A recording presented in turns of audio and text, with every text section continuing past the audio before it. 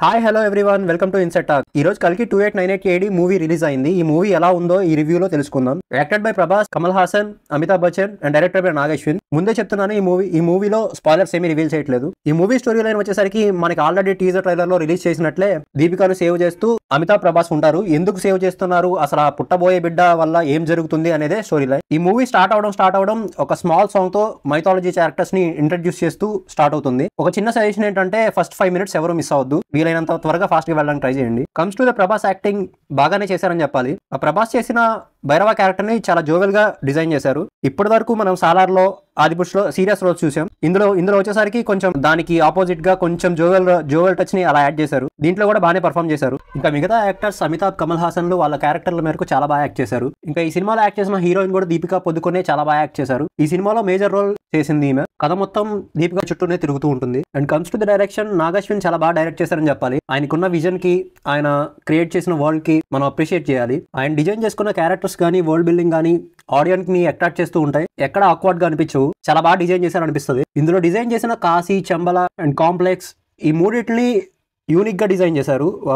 Walls design చేయడంలో చాలా unique గా డిజైన్ చేశారు. నాగశ్విన్ డైరెక్షన్ మాత్రం ఈ సినిమాకి ప్లస్ పాయింట్ అని చెప్పాలి. ఇందులో కొన్ని క్యామియోస్ పెట్టడానికి ట్రై చేశారు, కానీ అవన్నీ అనవసరం అనిపించింది. అంతగా యూజ్ అవ్వవు ఆ క్యామియోస్ కూడా. ఏదో వచ్చి వెళ్ళిపోయినట్టు ఉంటాయి, కానీ ఏదో స్పెసిఫిక్ గా కథకి సంబంధం ఉన్నట్లయితే అనిపించదు. ఏదో కాసేపు అలా వచ్చి అలా కనిపించి ఆడియన్స్ చేత ఏదో అరుపులు అనిపించుకొని వెళ్ళిపోయినట్టే ఉంటుంది తప్పితే ఆ కథకి ఏ రకంగా కూడా కొంచెం సింక్ అవ్వవు. ఏదో ఆడియన్స్ ఎంగేజ్మెంట్ కోసం పెట్టినట్టే ఉంటది. And comes to the VFX department, first 5 minutes ఏదో కార్టూన్ బొమ్మలు ఏదో చూసినట్లు ఉంటది, కానీ తర్వాత మనం మూవీలోకి వెళ్ళే కొద్దీ కొంచెం పర్లేదు, రియలిస్టిక్ గా అనిపిస్తూ ఉంటాయి. మనకి ఏ డౌట్ అనిపించదు, అరే ఇది తేడాగా ఉందని మనకేం అనిపించదు. చూసే కొద్దీ ఇంకా అలా వెళ్ళిపోతూ ఉంటుంది స్టోరీ అంతా. ఎక్కడ మనకేం అంత స్పాట్స్ అనిపివు. ఫస్ట్ 5 minutes మాత్రం ఎక్కడో కొంచెం కార్టూన్ కైండ్ ఆఫ్ ఫీల్ వస్తుంది. ఈ మూవీ చూస్తుంటే విఎఫ్ఎక్స్ డిపార్ట్మెంట్ చాలా బాగా కష్టపడ్డారు అనిపిస్తూ ఉంటుంది. ఎట్లయితేనే బాగా చేశారనిపిస్తుంది. ఫైనల్ గా అవుట్పుట్ చూస్తే మాత్రం బాగుంది అనిపిస్తుంది. ఇంకా ఈ మూవీలో మ్యూజిక్ గురించి మాట్లాడుకుంటే సంతోష్ నారాయణ ఈ మ్యూజిక్ కొరియోగ్రాఫ్ చేశారు. ఈయన ఇంతకు ముందు కబాలి, దసరా మూవీస్ ని కొరియోగ్రాఫ్ చేశారు. కానీ నాకు ఆ మూవీస్ లో ఉన్నంత ఇంపాక్ట్ ఈ మూవీలో కనిపించలేదు. మరీ డల్ గా ఉన్నట్టు అనిపిస్తుంది మ్యూజిక్ అంతా. కాకపోతే మ్యూజిక్ అంతా ఎలా ఉంటదంటే కొంచెం యూనిక్ వేలో ఉన్నట్టు ఉంటుంది. ఈ కథ అంతా కొంచెం సైంటిఫిక్ మూవీగా వెళ్తా ఉంటది. ఏదో కొంచెం యూనిక్ గా కొత్తగా కొట్టడానికి ట్రై చేసినట్టు ఉంటది. చాలా ప్లేసెస్ లో అక్కడ మ్యూజిక్ అవసరం ఉన్నా గానీ అక్కడ కుట్టినట్లు అనిపించదు. ఏదో ఒకవేళ హైప్ సీన్ ఏమన్నా ఉన్నా గానీ థియేటర్ లో ఆడియన్స్ అరుపులతో సరిపోద్ది తప్పితే మ్యూజిక్ ఏదో పెద్దగా వచ్చినట్టు కూడా అనిపించదు మనకి. కాదే కొట్టిన ఆ మ్యూజిక్ లో మాత్రం కొంచెం యూనిక్ గా అనిపిస్తూ ఉంటది. కొంచెం కొత్తగా కొట్టారు, కొత్తగా ట్రై చేశారు అనిపిస్తుంది.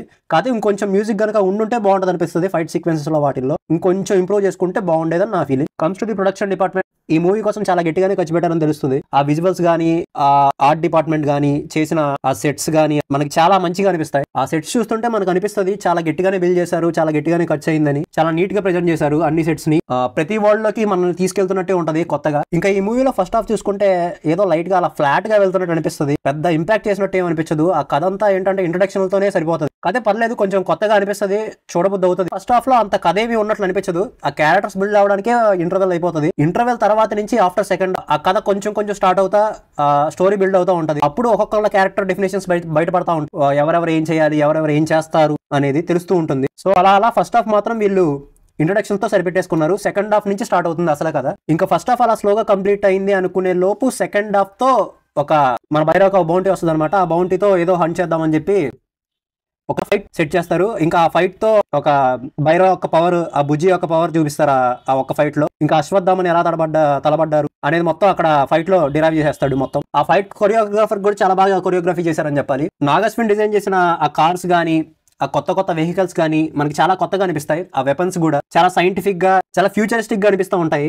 కాదు ఈ ఫైట్స్ అన్నిటిలో మనం చూస్తూ ఉంటాం, కానీ అక్కడ అంత పెద్ద అశ్వత్థామకి ప్రభాస్కి మధ్యలో ఫైట్స్ జరుగుతూనే ఉంటాయి, కానీ ఎక్కడ సాలిడ్ బీజియం పడినట్టు మాత్రం ఎక్కడ మనకు అనిపించదు. ఇక్కడ పడితే బాగుండు కదరా అనిపిస్తూ ఉంటుంది. కాదే ఎక్కడో లైట్ గా అలా వెళ్తుంది, కానీ సాలిడ్ గా మాత్రం ఎక్కడ పడదు. లెక్క అయితే ఇక్కడ హనుమాన్ ఫిలిం లో మన తేజ సజ్జాకి పడినంత బీజియం పడచ్చు. అంత ఎలివేటింగ్ సీన్స్ ఉన్నాయి. కాకపోతే ఇక్కడ అంత యూజ్ చేసుకోలేదు అనిపించింది మ్యూజిక్ డైరెక్టర్. నాకు అనిపించింది హనుమాన్ మూవీలో పడిన బీజియం అవి ప్రభాస్కి పడినా కానీ అబ్బా ఎక్కడికో వెళ్ళిపోయేదేమో అనిపించింది. కాకపోతే అంత పడలేదు. ఏదో సోసోగా అలా కొత్త ట్యూన్స్తో అలా వెళ్ళిపోయింది. ఓకే పర్లేదు, మరీ అంత బాగాలేదని కూడా చెప్పను. Okay good. And comes to the climax, ఇక్కడ పెద్ద ట్విస్ట్ ని రివీల్ చేస్తారు. ఇక్కడ క్లైమాక్స్ లో ఫైట్ జరుగుతూ ఉంటుంది. ఆ ఫైట్ అంతా ఏంటంటే ఒక మైథలాజికల్ సినారియోలో ఉంటుంది మొత్తం. ఆ ఫైట్ అంతా చాలా రకాలుగా ఫైట్ అంతా బిల్డ్ చేసుకుని ఉంటారు నాగ్ అశ్విన్ గారు. ఇంకా ఫైనల్ గా ఈ స్టోరీ ఎండింగ్ వచ్చేసరికి ఒక మంచి ప్లాట్ లైన్ రెడీ చేసుకున్నారు సెకండ్ స్టోరీకి. దీనికోసమన్నా ఈ సినిమా చూడొచ్చు అనిపిస్తుంది. అంటే కొంచెం యాంగ్జైటీ అనిపిస్తూ ఉంటుంది సెకండ్ పార్ట్ ఎప్పుడు చూడాలి అన్నట్లు.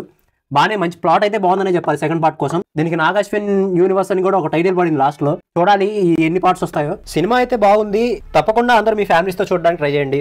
ఈ రివ్యూ కనుక మీకు నచ్చినట్లయితే లైక్ చేయండి, షేర్ చేయండి, సబ్స్క్రైబ్ చేయండి.